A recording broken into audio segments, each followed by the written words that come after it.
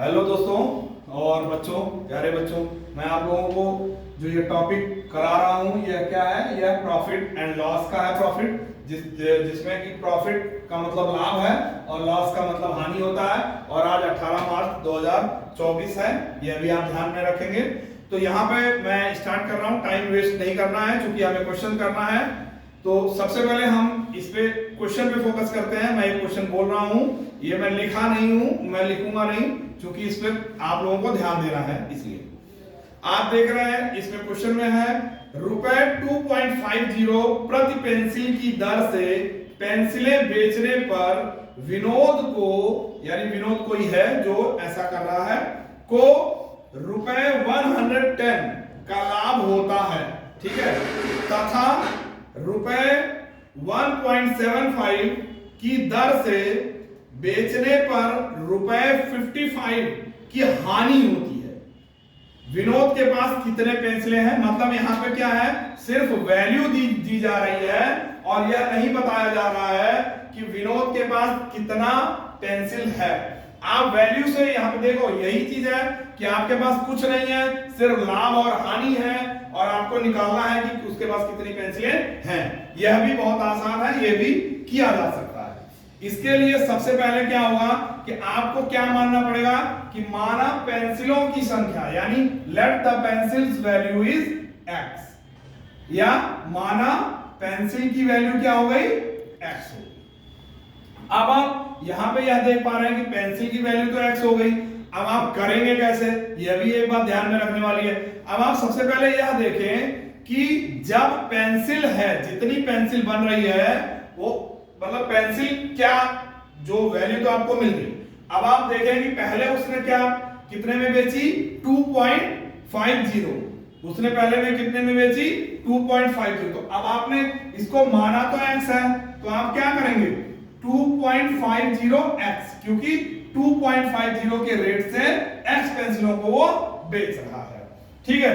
अब अगर वह बेच रहा है तो आपको यह ध्यान में रखनी है बात कि वह बेच रहा है तो उसको प्रॉफिट क्या हो रहा है, 110।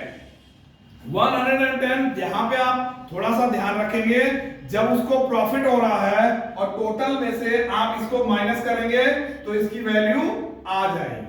किसकी वैल्यू आ जाएगी, 110 में जो है 110 को अगर आप माइनस करेंगे तो इसकी वैल्यू आ जाएगी पेंसिल, ठीक। और इज इक्वल्स टू में आप क्या रखेंगे, आपने यहां पे यह देखा कि 1.75 जो है यह बेचा है उसने, क्या 1.75 के रेट से बेचा है, कुल पेंसिलों को बेचा है, तब उसको क्या हुआ है,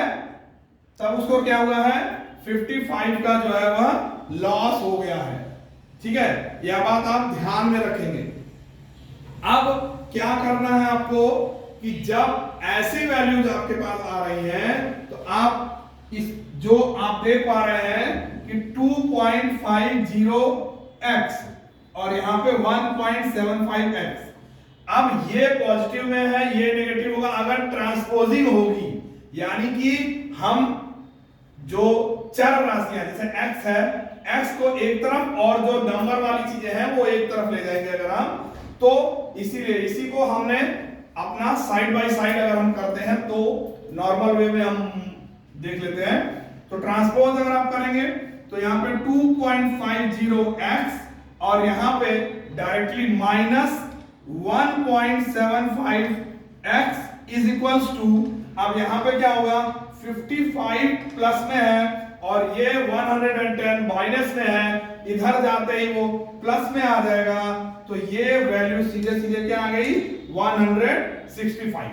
अब आप यह भी देख पा रहे हैं कि यहां पे 2.50x है, आप ध्यान से देखें तो 2.50x है और उसको किससे माइनस करना है, 1.75 से माइनस करना है।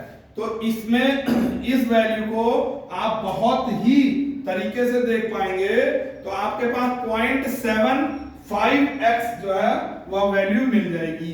आपको जो मिलेगी वैल्यू वो ये मिलेगी। अब आप x की वैल्यू फाइंड आउट करेंगे तो 165 और ये डिवाइडेड बाय 0.75। अब यहां पे 0.75 से जो है 165 को जब आप डिवाइड करेंगे तो यहां पे वैल्यू आपकी आएगी 220। तो आप यह कह सकते हैं कि 220 पेंसिल जो है उसके पास हैं जो कि वो बेच रहा है यहां पे। तो जो टोटल पेंसिल्स की वैल्यू, चूंकि आपने x को माना था कि जो टोटल पेंसिल है वो x है, तो यहां पे आपको x की वैल्यू मिल गई 220, तो पेंसिलों की संख्या क्या हो जाएगी 220।